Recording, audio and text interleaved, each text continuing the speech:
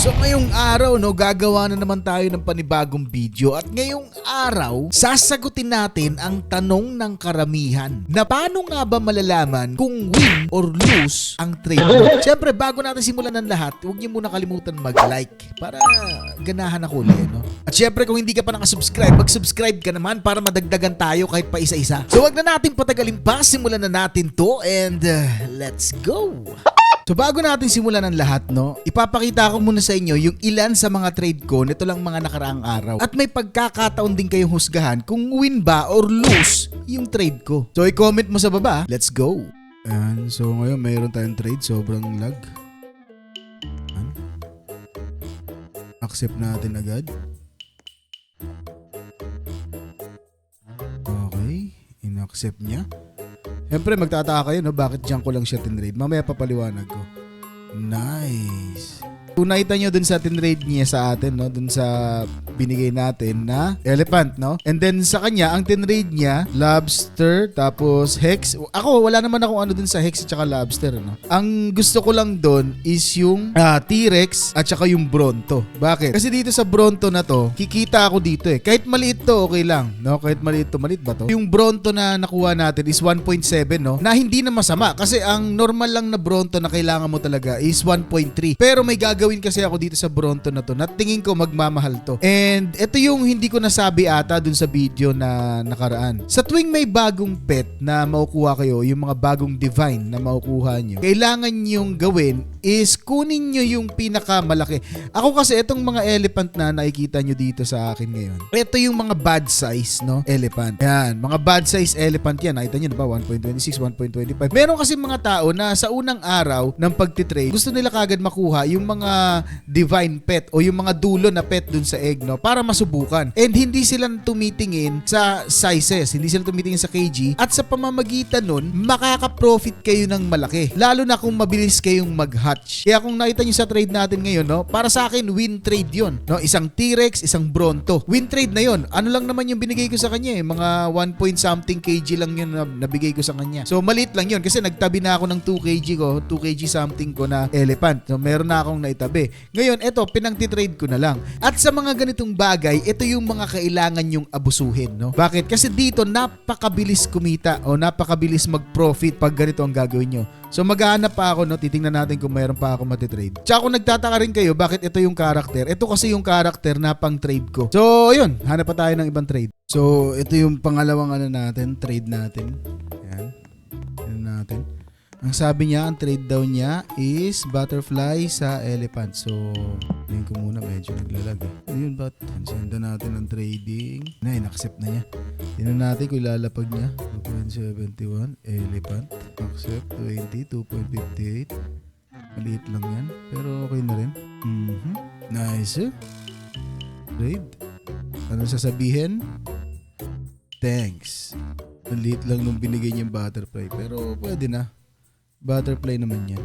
So ayan nandito si Crispy Chicken. Tingnan natin uli yung butterfly na nakuha natin. Butterfly 258.20. Pwede na rin, Hindi siya malaki. Yan, hindi siya malaki. Maliit lang siya. Pero tandaan nyo na yung binigay ko kasi maliit lang. So tanggap ko na yan.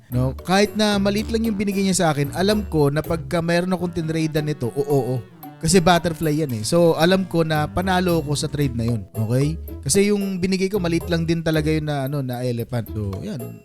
Di na masama, di ba? Panalo uli. Hanap tayo uli ng trade. So dito may bago na naman tayong trade. Ito, tingnan natin. Butterfly din daw, yung trade niya. Butterfly sa elephant pa rin, syempre. Maliliit lang naman yung elephant na binibigay din natin. Ito sobrang liit nito pero walang problema yan. May elephant ako Yeah, wait lang, easy lang. Wala na problema yan, kahit maliit yan. Pwede ko i-trade kahit na hindi yan malaki. Diba? Pero panalo pa rin ako dyan kasi butterfly yan mag-thank you muna tayo. Sabihin natin, thanks. Pwede na yan. Wala na akong paki kung maliit yung makuha ko. Kasi meron na akong pampalaki ng kg. Hindi siya madaling gawin.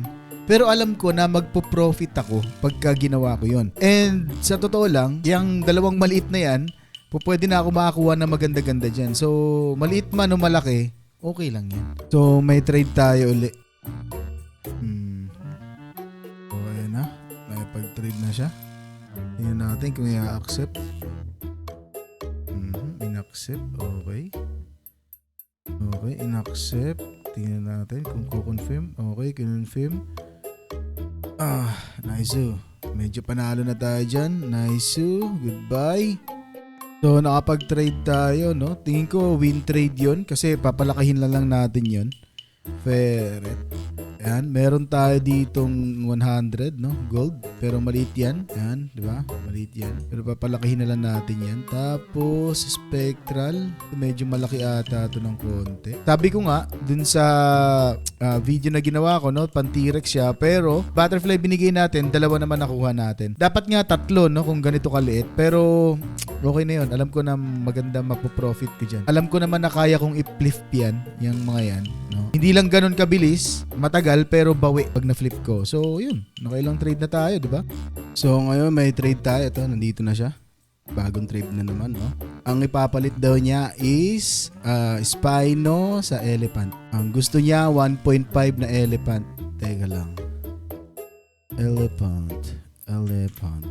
Ayan. Maliit lang to, no? Maliit na Spino lang to.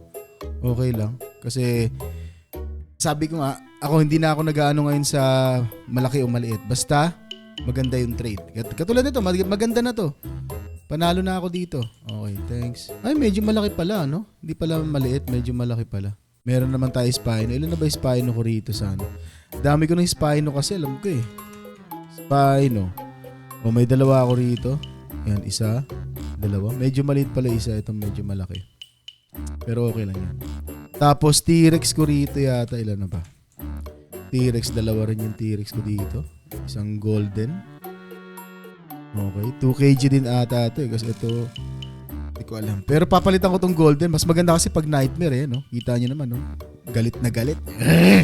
So ngayon sa lahat ng napanood nyo, no, ito naman yung pinaka-konklusyon nung tanong kung paano ba malalaman na win or lose yung trade nyo. Sa totoo lang kasi wala naman talaga sa akin yung sagot, no, kung win or lose yung trade nyo. Ang pinaka-masasabi ko lang para malaman kung win or lose yung trade nyo is nasa sa inyo talaga yung sagot. Wala sa ibang tao. Dahil kayo naman na magti-trade niyan sa pet na gusto nyo. Example, kung gustong-gusto mo talaga ng Bronto, sabihin nating Bronto, at sa sarili mo, alam mo naman talaga yung value ng Bronto. At alam mo rin sa sarili mo na kailangan mo rin talaga ng Bronto. Ngayon, merong tao na gustong makipag-trade sa'yo na ang gusto niya sa Bronto is Mimic.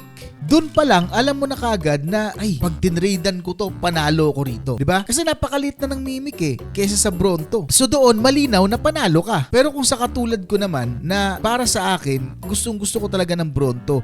At nakikita ko sa iba na yung trade ng Bronto is talagang tumataas na. Kung sakasakali na makahanap ako ng tao na gusto makipag-trade ng Bronto at ang gusto lang, T-Rex, tingin ko panalo na ako ron. Sa katunayan yan, yung Bronto nga, hindi ko na rin alam talaga kung anong value ng Bronto eh. Kasi halos lahat ayaw na magbigay ng Bronto eh. Kaya sobrang panalo na talaga kung makakakuha ka ng Bronto at yung tinrade mo, alam mo naman na hindi ganun talaga yung value ng Bronto. At para malaman mo kung win trade talaga yung trade mo, is kailangan alamin mo yung value ng pet para sa'yo. Paano ba yun? Kailangan mong alamin kung kailangan mo ba talaga yung pet na yun or hindi. Kasi pag hindi mo naman talaga kailangan yung pet na yun at gusto mo lang i-trade doon, tingin ko talo ka. Bakit? Kasi sisiguraduhin mo lang na kailangan mong manalo sa trade na yun. At walang ibang paraan para manalo sa trade na yun kundi mag-overpay. Yun yung sinabi ko sa inyo dun sa nakaraang kong video. Na kailangan mong mag-overpay pag gusto mong tumaas sa tier.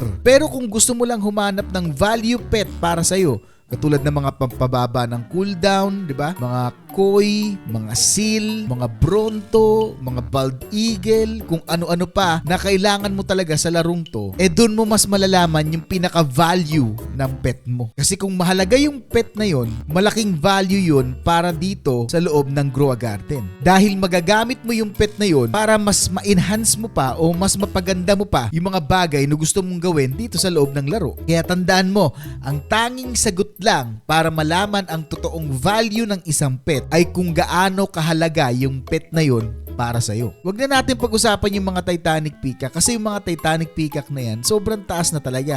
At siguradong kailangan mong mag-overpay pag gusto mo ng mga Titanic Peacock o kung ano pang mga Titanic na pet sa loob ng Grow a Garden. Kasi nga, alam natin na yung mga pet na yun hindi mura, mahal. Pero kung may pet ka na para doon, bakit hindi mo i-trade, diba? I-trade mo na. So paano ba yan? Sana nagustuhan nyo tong video natin ngayong araw. At kung gusto nyo pa ng mga ganitong video, mag-comment kayo sa baba. I-like mo to at huwag mo kalimutan mag-subscribe. So yun lang naman. Peace!